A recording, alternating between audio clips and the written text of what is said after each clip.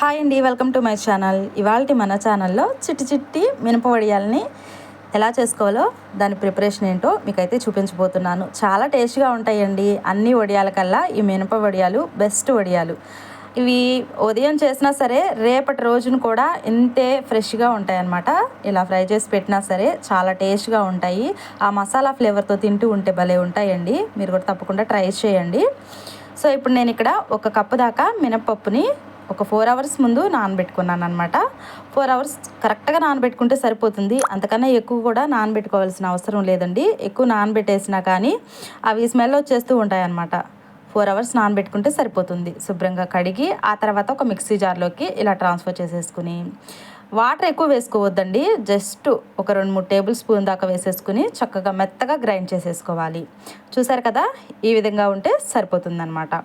ఇప్పుడు తీసుకున్న పిండిని ఇది ఒక బౌల్లోకి అయితే ట్రాన్స్ఫర్ చేసేసుకుంటున్నాను.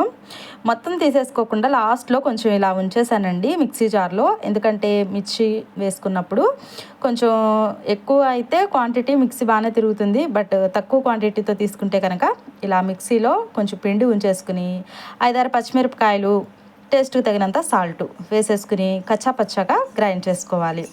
అలా గ్రైండ్ చేసేసుకుని చక్కగా ముందుగా కలిపెట్టుకున్న మినపప్పులోనికి దీనిలోకి చక్కగా ఈ విధంగా బీట్ చేస్తూ కలుపుకోండి. ఇలా కలుపుకోవటం వల్ల ఏంటంటే వడియాలు మంచిగా గుల్లగా వస్తాయి అన్నమాట.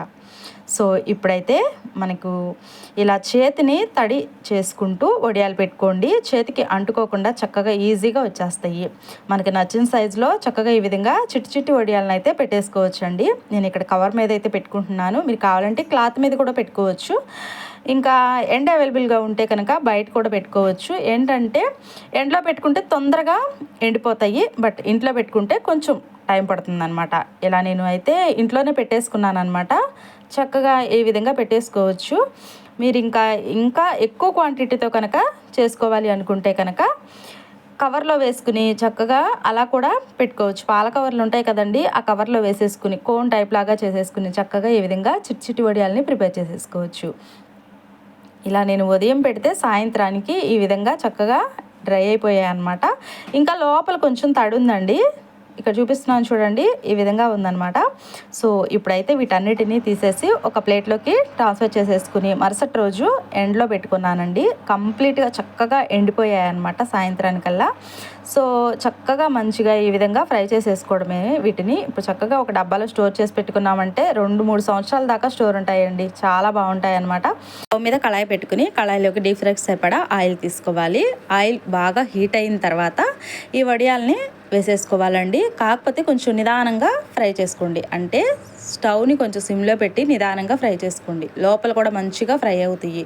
మరీ అంత నల్లగా కాకుండా మరీ అంత వైట్గా కాకుండా మంచి గోల్డెన్ కలర్లోకి చేంజ్ అయ్యేంత వరకు నిదానంగా ఈ విధంగా ఫ్రై చేస్తే సరిపోతుందన్నమాట. వీటన్నిటినీ తీసేసి ఒక బౌల్లోకి అయితే ఇప్పుడు ట్రాన్స్ఫర్ చేసేసుకుంటున్నాను. ఈ విధంగా ఉంటే సరిపోతుందన్నమాట. చూసారు కదండి, ఈ విధంగా ఉంటే సరిపోతుంది. ఇప్పుడు మంచిగా ఇలా ఫ్రై చేసుకుని తర్వాత నెక్స్ట్ బ్యాచ్లో కూడా అలానే ఆ విధంగానే ఫ్రై చేసుకుంటే సరిపోతుందన్నమాట.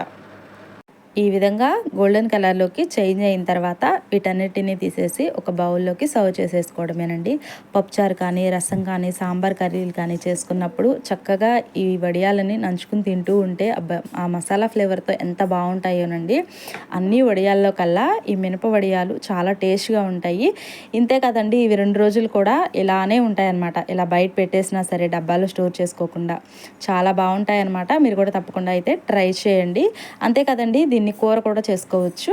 నెక్స్ట్ వీడియోలో అయితే చూపించబోతున్నాను. తప్పకుండా మిస్ చేయకుండా